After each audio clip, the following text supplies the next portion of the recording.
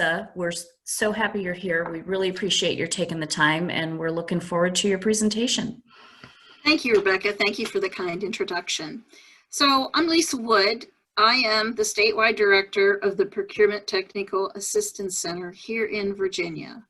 I cover 80 counties.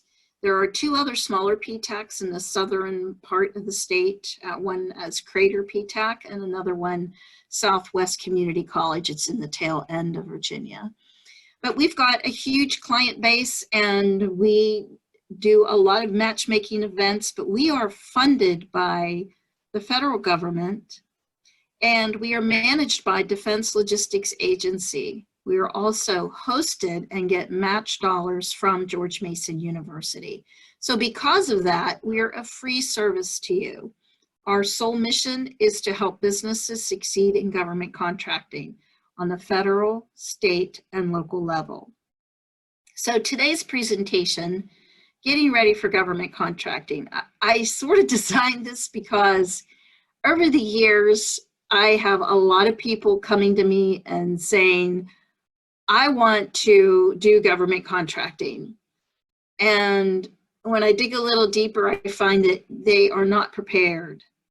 So I designed this around making sure you're prepared before you take that step into government contracting.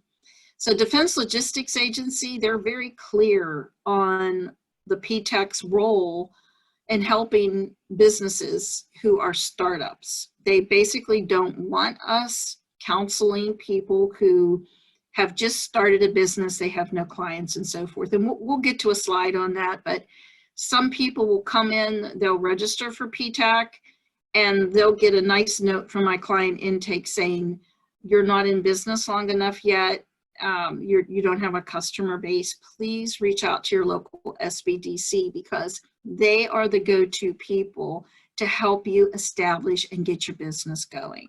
So that being said, let's talk about the government customer. That means the Department of Defense and the military. So we sort of keep them separate. So mission support, anything that the military needs, what the bases need, that all rolls up under, of course, government contracting. And then there's the federal agencies, the non-DOD and military agencies, and there are thousands of them. Prime contractors, those are the big guys who actually deal directly with the federal agencies. And many firms sub to the primes and they never want to aspire to anything else, which is fine. You don't have to deal with the government agencies directly. You just do your job for the prime, get paid, and move on. And then there's state contracting. And please bear in mind, government contracting is just not federal. Government contracting is any government entity, such as state or your local government. And sometimes this is a great place for you to start because with local government, they have a preference to people in their own area. So if you're in Fairfax, then you would reach out to Fairfax Procurement because they want to award to their residents. So it's something to help you enter into government contracting in an easier way than trying to dive headfirst in the deep end of the pool with federal. State is the same. State contracting, the state of Virginia is very, very small business friendly. So you want to make sure that you're in EVA, which is their e-commerce portal, and take advantage of their SWAM certification, SWAM being small, women, and minority. So you're thinking about government contracting, you need to ask yourself these important questions. And these are things that can actually keep you from engaging in government contracting. So owing back taxes, pending legal judgments against you from the government, not having a checking account, being on the excluded parties list, or defaulting on student loans. So if you owe the IRS money, somebody is going to stop you from contracting with the federal government. So you want to make sure all these things are cleared up and there's nothing negative against you like pending litigation, embezzlement, all these things that, and you might laugh and say, that's funny and that doesn't happen, but it does. And for example, before we take a client on, we have to go into the system of award management and make sure they're not on the excluded parties list. You must have past performance. And that doesn't mean government past performance. It means any past performance. The ideal client for government contracting is somebody who has been in business for several years. They have a customer base. They've built a good reputation and they're ready to take that next step. So it doesn't mean that new businesses cannot engage in government contracting. It's a case-by-case basis. Some people have a relationship already built with a federal agency. Let's say they worked with the Department of Justice for 20 years and retired. And the Department of Justice now wants them to do contract work with them. So they already have an in-house client, and the Department of Justice then requires that they be in the system of award management and have a cage code. So there are exceptions, but the rule of thumb is have that background past performance before you consider government contracting, unless there's some circumstance that's allowing you to say, yeah, I need to continue. You have to show that you've had revenue, that you've actually made money, and that you are able to successfully administer a contract. So that usually equates to 2 years of successful past performance. And there are socioeconomic certifications such as 8A that require that you've been in business at least 2 years. Verification for veterans through the VA. They like to see that you've been in business for several years and you have past performance, but I have seen veterans get their verification through CVE without that past performance. Strong financials. So you need to have that positive cash flow and access to capital. That's another area that SBDC is very good at assisting you with. So they have relationships with bankers. They understand SBA lending requirements, and they're the go-to people. The PTAC is not permitted to discuss that with you. So always refer to your SBDC. They like to also see that you have increased revenue over the years, that you are steadily getting bigger and stronger and more solvent. So their fear is that in a long federal procurement, if you're not getting paid on a regular basis, you might run into trouble. You won't be able to pay your suppliers, or you won't be able to pay your help or pay the utilities. So it's important that you have that access to capital. And I'm going to give you an example. When I was a procurement specialist for Bechtel, our only client was the nuclear Navy, and we had this one supplier. It was a machine shop, and they had a forge, and they were building this, and we called them baskets, but they were this big, huge, heavy forged material that held spent nuclear fuel rods. So we had a great relationship with this firm, and we had done a lot of work with them, and all of a sudden they stopped returning our calls.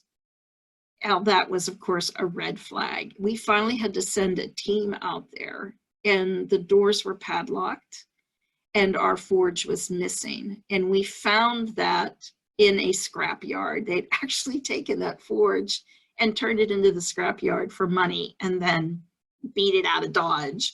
So it does happen. And that's why the government's really paranoid about people's fiscal health. Partnerships. You really need to have strong partnerships, because sometimes you alone cannot do an effort. And the government really wants to see more teaming and joint ventures. So there might be an opportunity out there, you're looking at it and you're thinking, well, I can do part of that, but I can't do the other part. But I know somebody who can do that.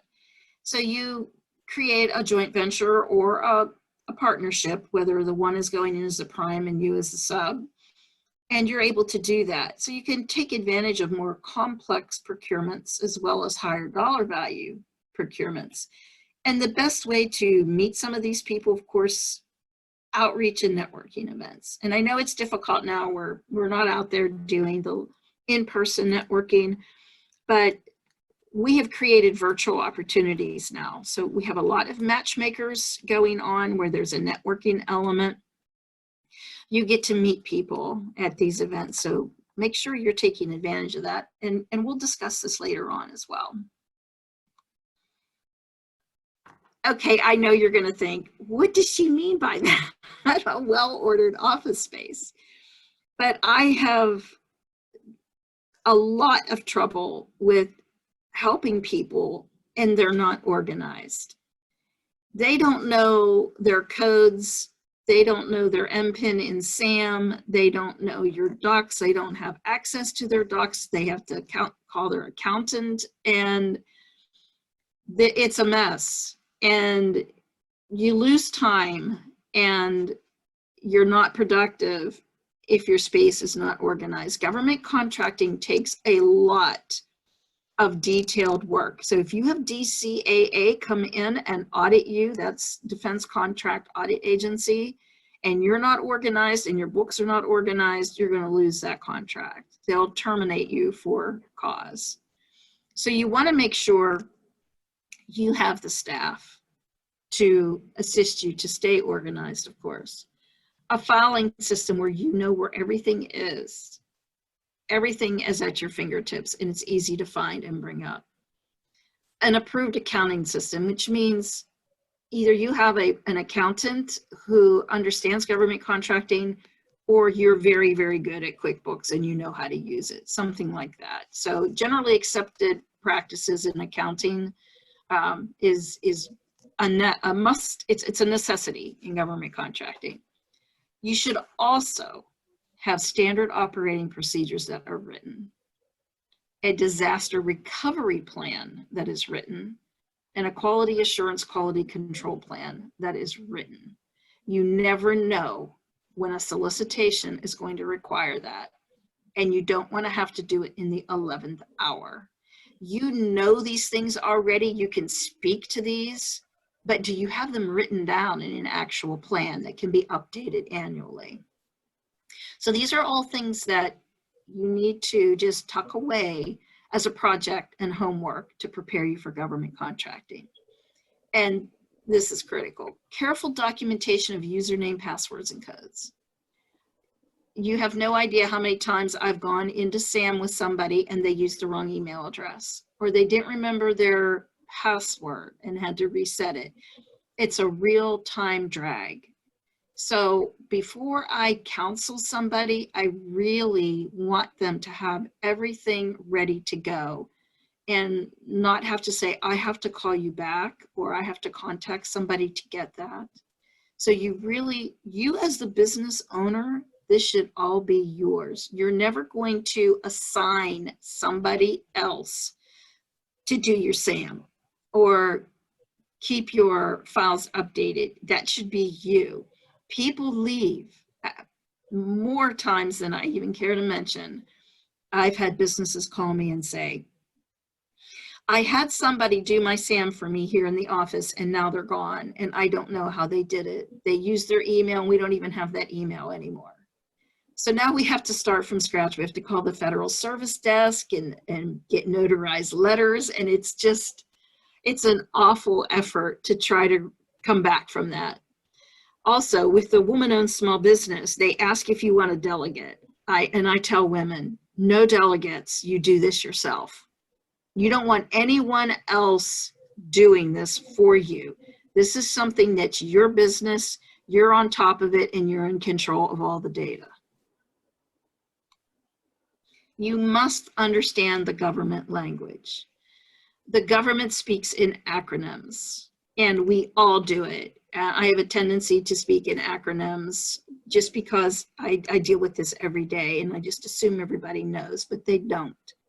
So you want to know what those acronyms mean. We actually have a list of the most common acronyms used in government, and it's available to you if you ever need it. You just email me and I'll send you out that list.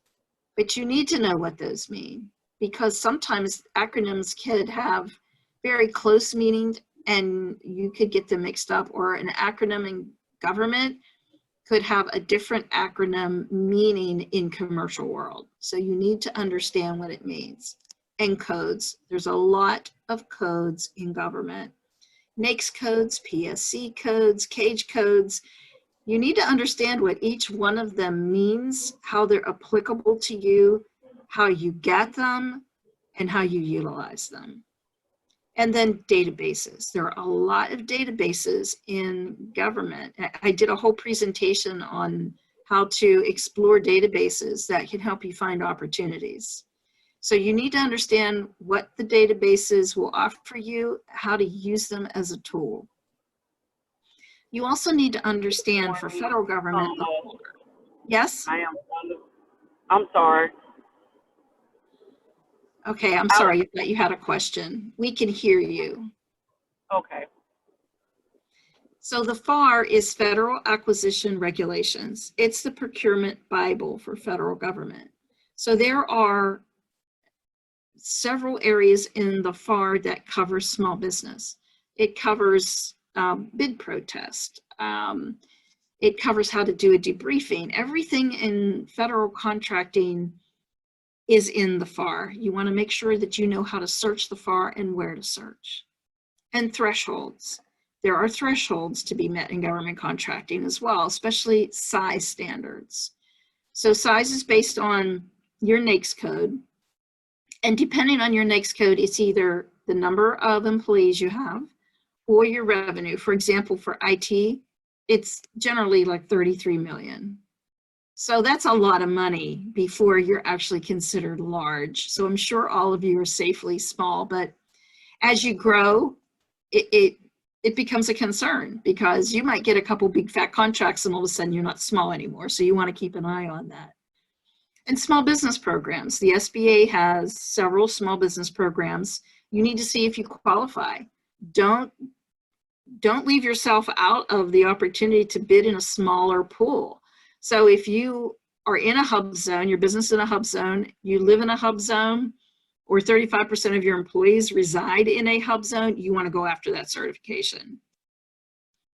So procurement interest, you know, there's not just GSA, there are other schedules out there. There's at least a dozen schedules that you may want to look into. So you want to understand when can I actually try to get on that schedule? What are they looking for? What are the opportunities? And what are the chances that it will be a success for me?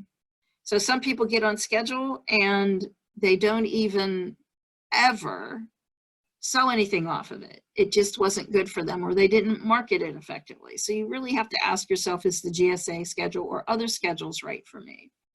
And websites. You have to familiarize yourself with every prime and agency that you want to do business with, their website. It's a wealth of information, and it will help you moving forward to determine who you're going to be marketing to in the future. So how to get started. So forgive me if you've already done these things, but it's an introductory class. So if you already have this, just bear with me. Of course, you have to have an EIN. It's going to be asked for in several applications. And a DUNS. DUNS is going away at the end of the year. It's coming up on us pretty quick. Dun & Bradstreet lost their contract with the government, and it was won by Ernst & Young. So Ernst & Young has now removed DUNS. It's on its way out. It's going to be called UEI, which is Unique Entity Identification. So all of you with the DUNS number, don't get excited. It's going to be a smooth transition to a UEI from your DUNS. No action on your part. So that's what they're promising us, and I'm really curious to see how that all rolls out. So you also need to register in SAM. You've heard me mention SAM a couple of times. That's System of Award Management. And I'm going to say something here, and I want you to take note. SAM is free. If you are exploring entering into government contracting and you're doing Google searches and somebody's asking you to pull out a credit card, you are in the wrong place. This is all free to you. Make sure you're not paying for something that is provided to you at no cost. So SAM registration is free, and the predators are out there, and they've duplicated the SAM site, and they're very clever at sounding convincing. So please be very, very careful if you're going to register in SAM. We prefer to do that with you, but I do have some courageous people that attempt SAM on their own. We like to roll through it. Even if you do it yourself, I'm still going to go through it with you to make sure everything was answered as it should be, because it's counterintuitive. There's questions in there that they don't really tell you what it means, and it's easy to answer the wrong way. So then at the end of SAM, there's the dynamic small business search. So where SAM is powered by GSA, the dynamic small business search is powered by SBA. So it's going to ask you, do you wish to proceed to the SBA supplemental pages? Hopefully everybody says, yes, I do. A lot of the information in SAM is going to auto-populate in there, but there are areas that you have to do yourself, such as a capability narrative, which is basically a conversational short paragraph on who you are and what you do. Then you're going to come up with keywords, because the dynamic small business search is your free advertising to the government. And it's how buyers find businesses. So they may do a keyword search. So you want to make sure your keywords are very, very specific to what you do. So something like consulting is not a good keyword. It has to be specific, like management consulting, HR consulting. So you want to make sure that your keywords are not just a single word that is too nebulous. It has to be very specific. You're also going to enter in some past performance, meaning who you did business with, when, for how much, what type of contract was it, like was it firm fixed price, the person you dealt with, and their phone number. Don't leave this out. This is critical. Buyers look at this, and it's one of the things that I see people leave off the docket when they're doing their dynamic small business search. They're not entering in the past performance, or they put their own name in instead of the name of the person they dealt with, and that is a big mistake. You don't want to do that. You would never do that as a reference on your resume. Put your name there. You would put the name of the person who was actually going to give you the reference. So also, and we're going to go into this later in more detail, you want to make sure your website is government friendly, and you want to make sure that you actually have a website, because they do go to your website for more information. So these are the federal government goals. All agencies are held to these goals. And every year, the SBA sends out a report on how the agencies did meeting their goals. So overall, they need 23% going to small business. And rolled up into that 23%, at least 5 to the small disadvantaged businesses, which is basically 8A. Women, 5%, Hub Zone, 3%, Service Disabled Veteran, 3%. Hub Zone is the worst. It's the one that agencies have the hardest time filling. So if you are a Hub Zone or you qualify to be a Hub Zone, please get that, because the government is really leaning on agencies to meet that Hub Zone goal. And for agencies not meeting their Service Disabled Veteran goal, shame on them. That's just not even acceptable, but some of them are missing that. So at the end of the fiscal year, they're going to be like, hey, we need to start picking up on our goals or we're going to be short. And that's a good time to get some of those simplified acquisitions, because they're desperate to meet their goals, because they don't want Congress leaning on them for not meeting them. So here's some points I want you to consider. The government buys everything, and I mean absolutely everything. There isn't anything that the government doesn't buy. But not every government agency or prime contractor buys everything. So you need to know who buys what you sell, and that's who you market to. So you don't want to take your capability statement and send it to every single government agency out there. That's not productive for you. It's not going to get read. They know when it's a mass transmission. They know when you're just throwing it against the wall to see if it sticks. So you want to make sure you're targeting specific agencies or primes to market to. So market intelligence, basically competitive intelligence. You need to know who your competitors are, and I'm sure you already know that. And you can also search for those competitors on the dynamic small business search.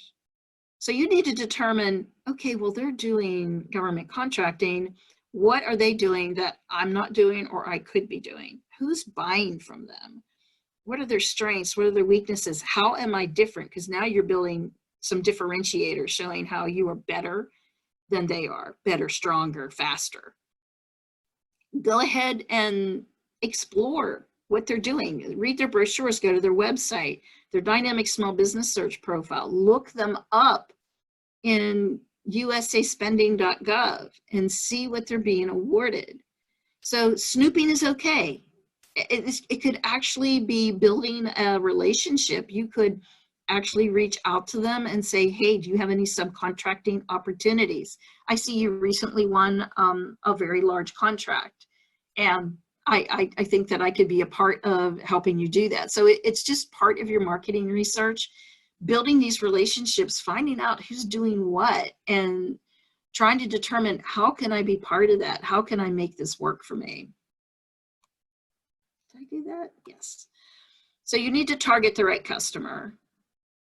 Now, as I said before, you need to find the ones who buy what you sell, because you're going to develop a business and marketing plan that's unique to government contracting. It's a little different than your regular business plan or marketing plan. This is just for government contracting because it's different than commercial world. You need to start winnowing out who could the potential customers be. What are their needs, their challenges? You can find this on their website. You can go to their social media pages. You can check out what they're forecasting. You need to know your limits. You need to know, is this someone I can actually prime to, or am I looking for somebody who is priming to them already and I can sub to?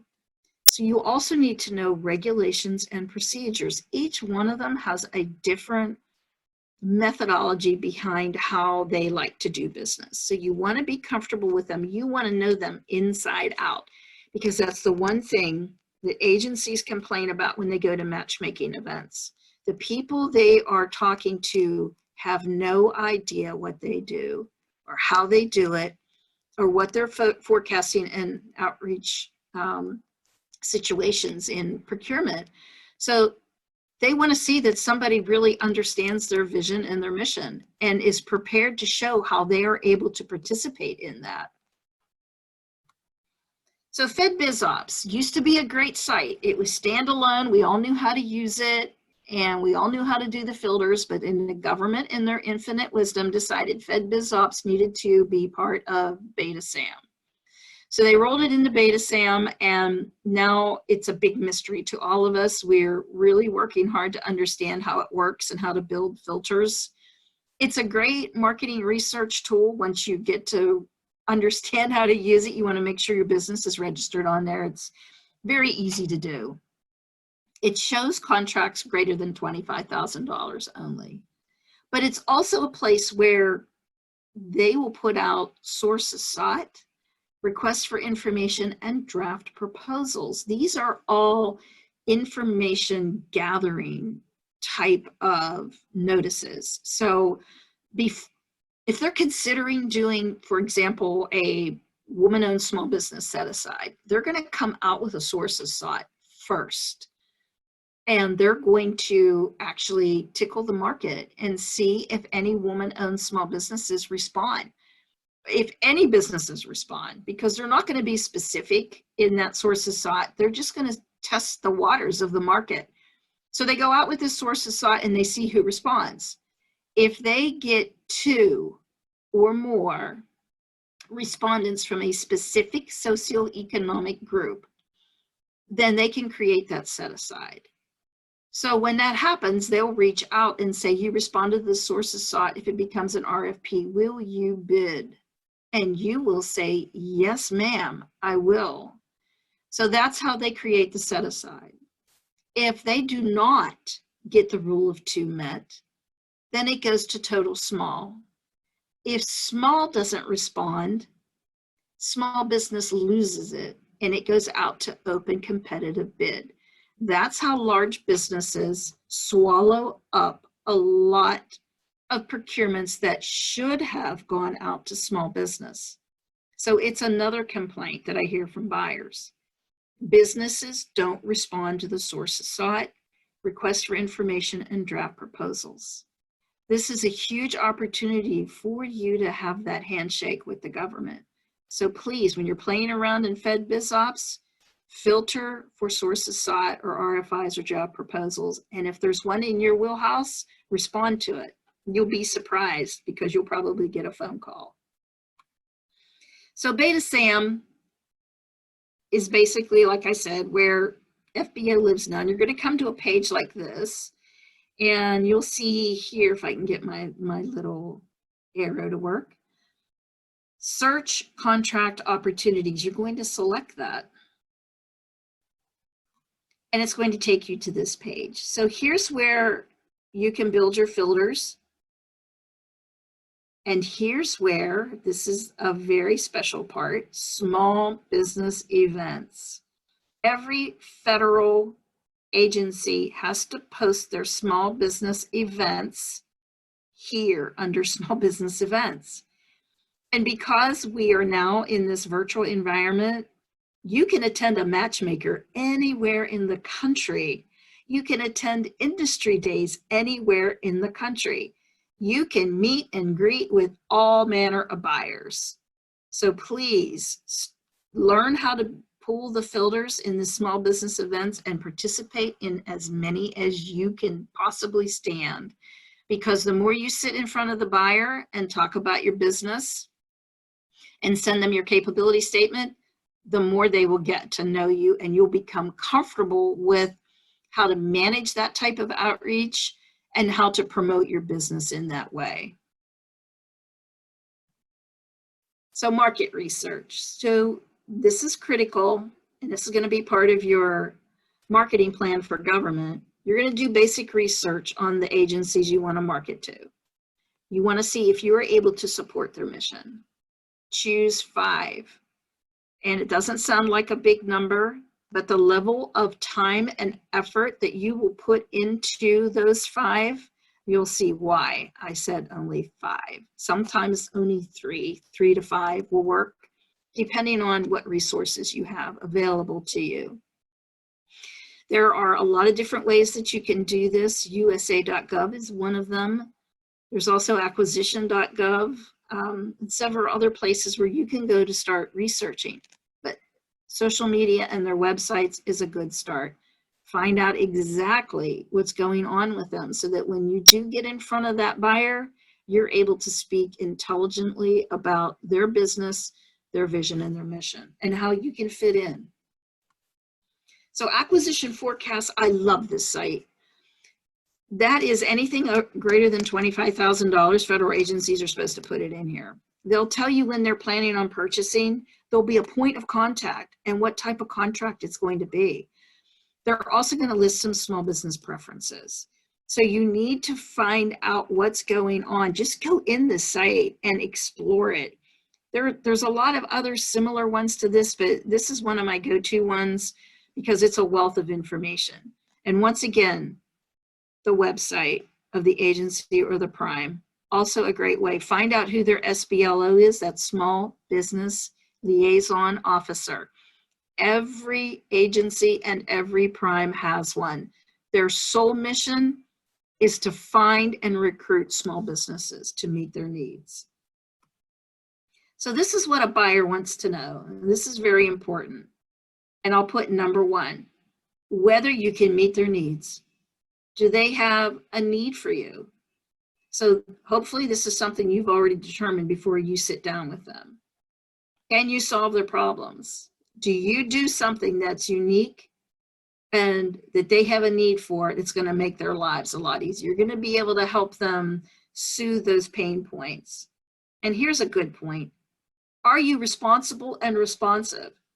So if anything that you take away from this, remember that responsible and responsive is what you need to prove to that buyer.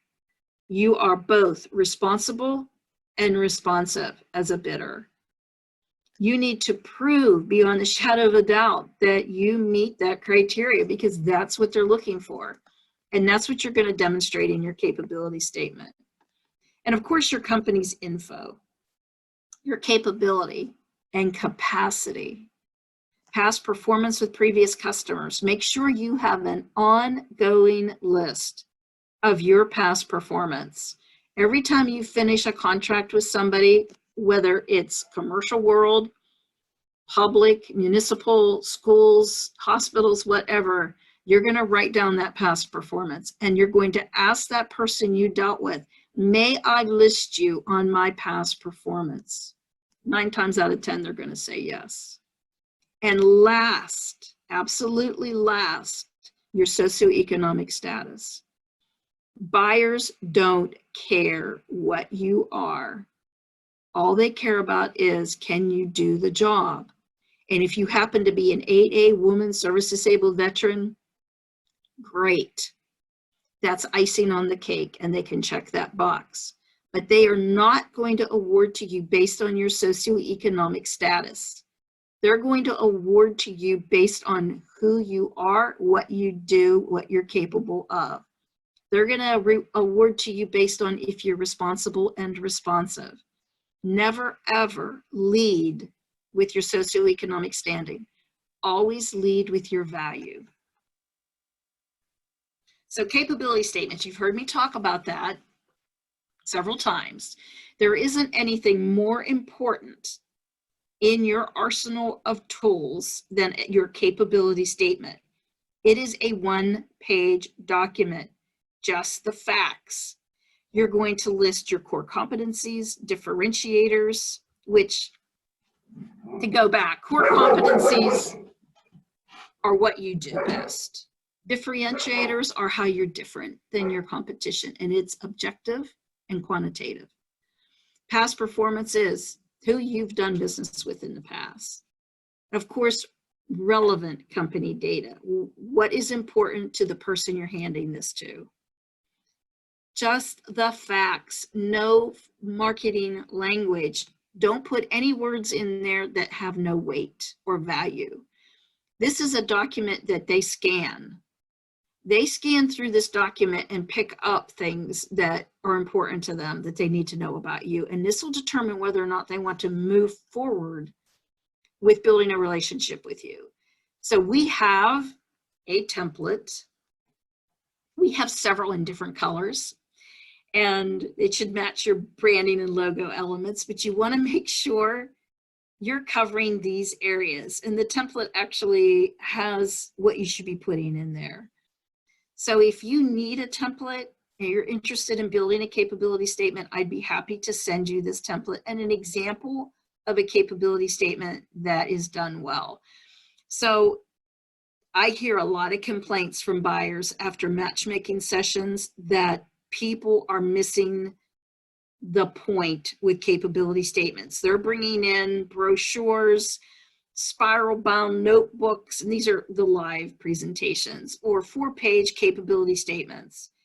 They don't care about that. They only want a 1-page document, and believe me, they keep libraries of this.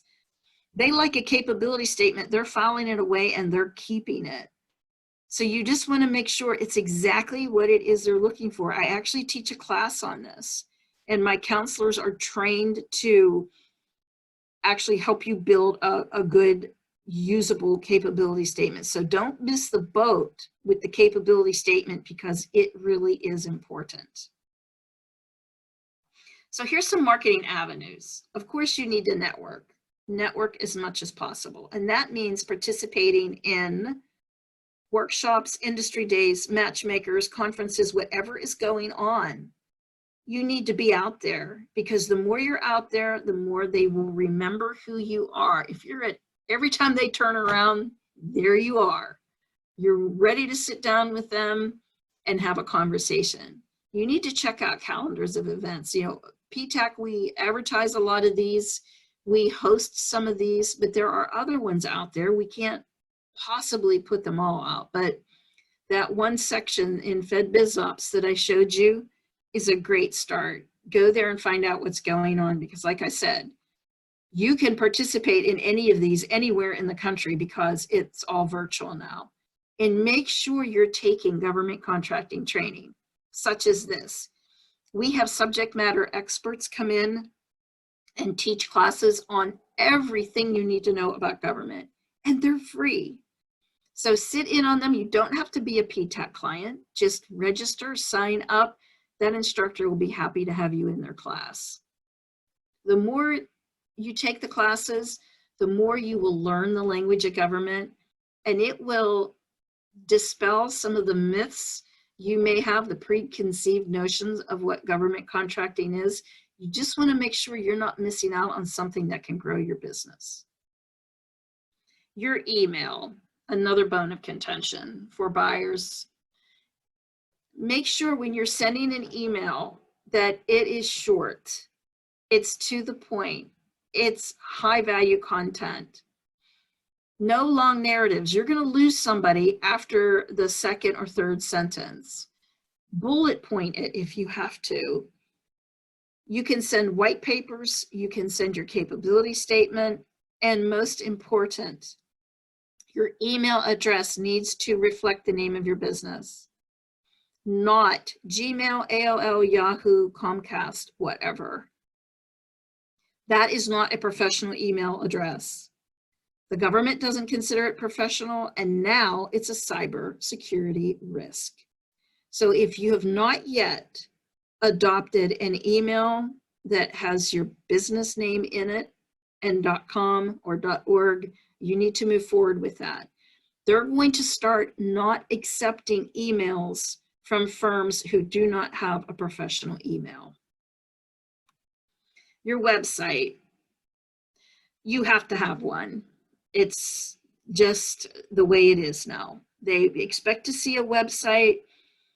It shows a level of professionalism, and they're going to go to that website and make sure that it's there and it's easy to navigate, and it gives them the information they need to learn more about you. So what does that all mean? It means that they're actually looking for a government tab. They'll never tell you that, but if you offer it to them, now you are different than your competition. You're going to have a direct tab. You could call it government sales, GovCon, government, whatever you want to call it. But they can go right to that tab instead of navigating through your whole site, which they won't. They just don't have the time for that. They can go to that tab, they can get everything they need to know about you in one click. So you could have an executive summary of all the other information that's on your website, put it in the government tab. Put a link to your capability statement in there, because they're going to click on that link and they're going to print out your capability statement and take it to a decision maker. It should be easily navigable in bullet format, and you should include some past performance. You can also put in some testimonials, projects you're working on right now. You're going to want to repeat your government information. I've gone on websites and I can't even find a cage code for somebody.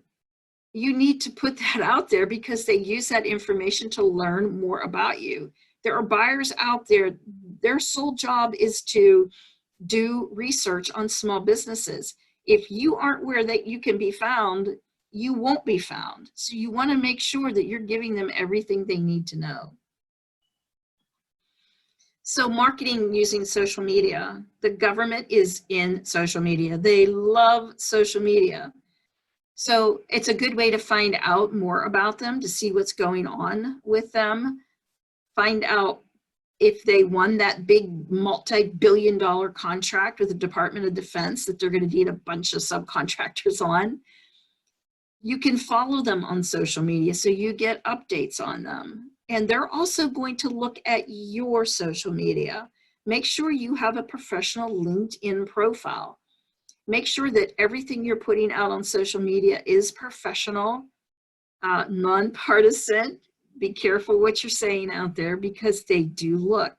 So it's something that you please make sure you're utilizing this. I know younger people are really good at social media. Older people just not aware that it's actually something that the government utilizes. And it's a fair question to ask. So when you're sitting down with a buyer in a matchmaking situation, it's okay to say, hey, what social media can I find you on so that I can follow your organization? It's a fair question. So state procurement, make sure you're utilizing state procurement. I'm surprised when I get a new client and I ask them, are you in EVA? And they don't even know what that is. So that's all. That being said, also they don't know that they can qualify for SWAM. SWAM is small, women, and minority, or one of those. If you're a minority only, yes, you can do that. If you are a woman, yes, you can do that. If you are small, which is everybody who's small can get SWAM certified. And Virginia is really, really good at setting aside specific procurements for people who are SWAM certified. They're very small business friendly. And make sure when you're doing state procurement that you elect the option for bid match, because they will send you opportunities based on your NIGP codes. There's more codes to learn. Based on that, you select your NIGP codes in your industry. Let's say you do environmental consulting, there's a code for that. So they're going to pull all the opportunities with that in that code, and they're going to email them to you to look at. So make sure you're utilizing that tool. There's also other really cool stuff going on with state procurement. Make sure you are taking the classes on state procurement, because this is really, really smart procurement. I've run this program in 10 states. Virginia has the most sophisticated system of procurement that I have ever seen, and also the most small business friendly. So you want to take advantage of that. Local government. So it's your local government where you live. Local government loves to utilize people in their district. So find out how they procure and take advantage of that. I mean, in the old days, it was like put it up on the bulletin board in the town hall, but now they do have an electronic version. So you need to find out, is there some sort of certification they require locally? Like cities have that a lot, like Roanoke or the bigger towns, Richmond, they all have their own inner certifications. So find out what's applicable, what they want to see, and get it. They do have that local preference. So in summary, these are the things we talked about. Make sure you're eligible. Make sure you're ready for this before you dive in. You want to establish that past performance. Make sure you're recording and documenting all of your past performance. You need to know your business, what you're capable of, what your capacity is, whether you're responsible and responsive. You have to have a definitive capability statement, something that says what you do, who you did it for, and what you could do for the person you're handing it to. Know who buys what you provide. Don't market to anyone who doesn't have a need for what you offer.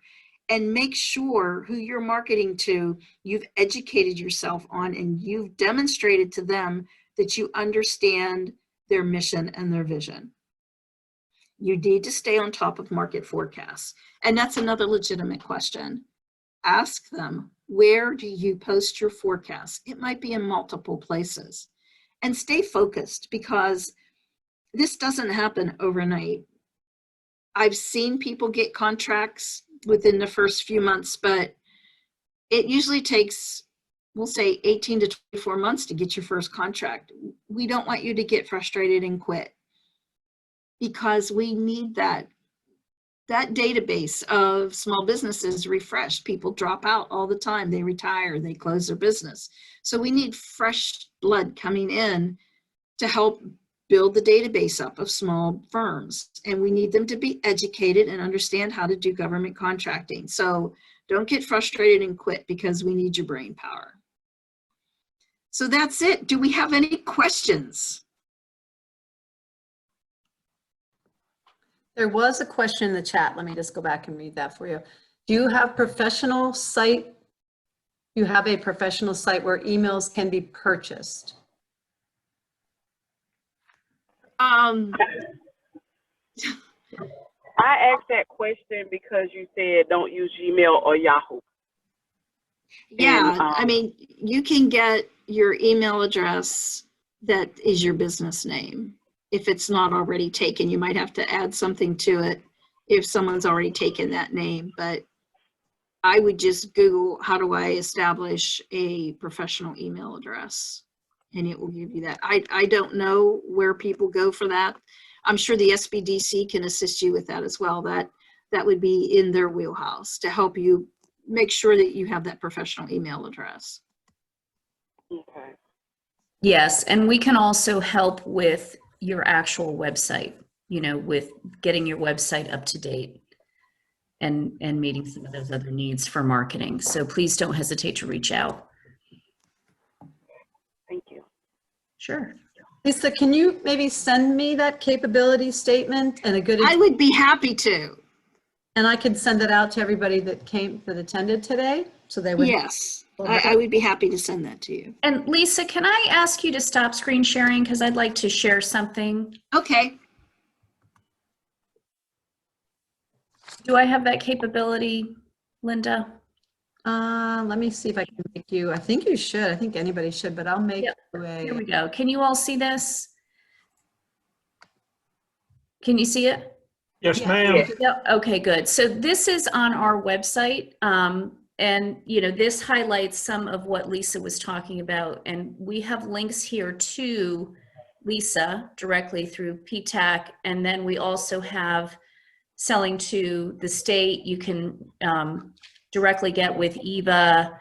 And then of course, here are all the links to all of the municipalities that are in the region that we cover. And these are links to their procurement pages. But again, you know, and Lisa, I can't thank you enough. That was a really excellent overview. And, you know, I actually used to work in government contracting. It was years ago, and that was an incredible refresher, but that was an incredible amount of marketing information that's good regardless of if you're selling to the federal government. So really great, and really appreciate all of that.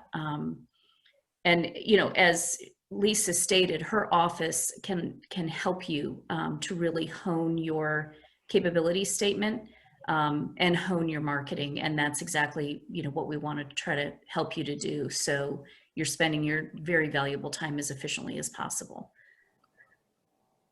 Rebecca, maybe go to news and show them where all the different workshops are, because we definitely have some other ones that are coming up. Lisa's going to do a few more, and we have other state and local contracting. So there's a SWAM one on Thursday. Yeah, right here. And then I think here, you know, we're helping people with their e-commerce, with their websites. You know, there's constantly events going on that are here's social media and marketing and how to do that now and to rise above the noise. So yeah, thank you, Linda. and I think Lisa's doing one on marketing to the federal government and then one on proposal writing. So make sure you check out our website and look at all the different workshops we have. Yeah, and there's, you know, as you can see, there are resources, you know, by all the business topics, by region, of course, COVID-19 resources. So please do take a look. It's CV for Central Virginia, SBDC, Small Business Development Center.org. And I will stop sharing. Lisa, there was a point that you brought up that I had a question about. You said that when sources are sought, if small businesses do not reply, then it's gone to larger businesses. How often are those sources sought contracts put forth?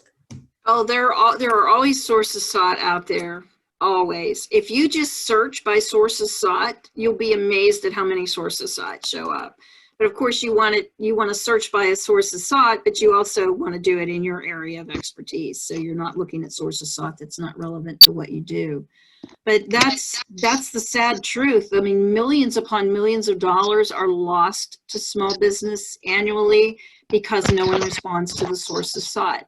So the small business people that post those, they're not going to wait around for small business to say, hey, I want to bid on that. They're just going to move forward with the procurement, and it will go out to the open market. And then that's how the large businesses swallow up all these contracts that should have been set aside for small business, only because small business didn't show an interest in them. Mm-hmm. Does anybody else have any other questions? Yes, ma'am. You all mentioned FPDS. Do you all offer any training on that, and what pieces of FPDS is moving into betaSAM and what's standing Yeah, right behind? now the reports, FPDS, the reports portion has been moved into betaSAM, but that FPDS and US, of course, that's rolling into betaSAM, but usaspending.gov, I have found it's easier for me to use usaspending.gov to do my searches. I do an advanced search, and I make sure I'm doing it just based on, let's say, 2019 fiscal year. And I do my searches that way, because FPDS is the data. It's unbelievable the amount of data you can pull out of there, but it's cumbersome to work with. So you really have to familiarize yourself with how to use FPDS to get the information that's going to help you market. And does USA Spending, does that capture some of the task orders under different IDIQs and MACs It that have been should. issued? Yeah, it should. It might not break them down to what's rolled up under the IDIQ. It just might say it was awarded, but it might not go into detail, where FPDS is going to go into more detail on that. All right, thank you. Lisa, you mentioned networking. And is there any event coming up that you think would be like a really good one for people? I just recommend that you go to the PTAC, that's the Virginia PTAC.org calendar of events, and check out what's coming up. We do have Carter Rock. We're having Industry Days with Carter Rock. It's actually a 4-week program. They're going to have panel of experts speak every week for 4 weeks, and they're going to talk about how to do business with different divisions of Carter Rock. And we've got USAID matchmaker coming up for hub zones and for service disabled veterans. So, and we're just now doing the Defense Human Resource Activity Matchmaker. That's on Monday. So a lot going on, and that's just in this area. Across the country, there's all manner of industry days and matchmaker events. And like I said, with this new virtual outreach that's available to us, the world is actually your oyster. You can really move around the country virtually to meet with the buyers that you want to get in front of. So some benefits to this whole craziness. Yes, there are some benefits to this You have craziness. to look at the bright side, I guess. Well, it's actually opened the doors for a lot of underserved areas who, like somebody in Page County, they're not going to travel to Northern Virginia to do an outreach event, but they can go on virtually and participate in that outreach event. And that was always the problem with the matchmakers. We would have them in Arlington at the GMU facility there, and you had to pay to park and go in, and it's full of people, and it's just hard to get to. A lot of people out outlying areas and rural areas, they're horrified to try to drive in Northern Virginia traffic. I'm horrified to drive in Northern Virginia traffic, but it just helps bring it to the masses, the virtual environment. So while we're doing it, take advantage of it. We don't know when if ever it's going to go back to meeting people in person, but you want to make sure that you're participating in these matchmakers, because it's really going to help you learn how to engage with the government and speak to them at their level. One last question I had, I'm sorry if someone else has a question, but the local rep for PTAC, I know Tom was retiring. Is there, if someone wants to have a one-on-one, should they email you or? Yes, the main office. Just go and fill out a request for counseling on the website, and your information will come into my client intake specialist, and she will assign a counselor to you. So I did hire someone to cover Tom's territory. Her name is Tricia Taylor. Very nice young lady, very skilled, and she'll be your new contact. But now in a virtual environment, I can actually assign you to anyone that's in your area of expertise. Like, everybody has their areas of their strengths. Like, I specialize in SBA certifications such as HubZone 8A and WOSB. That's my favorite thing to do. But I have other team members that worked for 25 to 30 years as a buyer for the government. So they all have their skill sets, or they were the small business development person for a prime contractor. And it's just, sometimes I'll assign based on what the need is instead of regional, because right now regional, it really doesn't matter. That's great. I think the only thing I would throw out from a networking standpoint, my interest is more into defense IT contracting. Had a lot of success with the local FCA chapters, fca.org, if anyone has any interest in checking those out. Yeah, we do have an event coming up in 2 weeks. I'm going to be the moderator on a panel for the FCA IT event. So if anyone's in IT and you're interested, that is a great event to pursue, because it's everybody looking for IT, and all IT professionals attend that event. It's going to be virtual, and there's going to be a matchmaking element. So definitely you don't want to miss that one.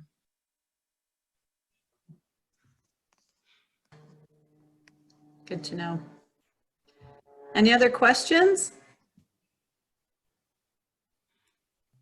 I'm available if anyone has a question that you want to email to me. I'd be happy to field it for you.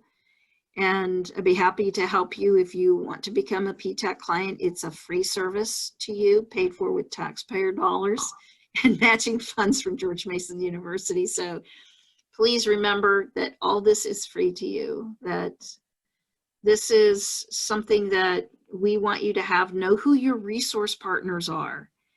Know that what you're able to get from the SBDC or entrepreneur centers or the PTAC, we're here to help you succeed and grow your business. So make sure you know who those resource partners are and that you're utilizing them.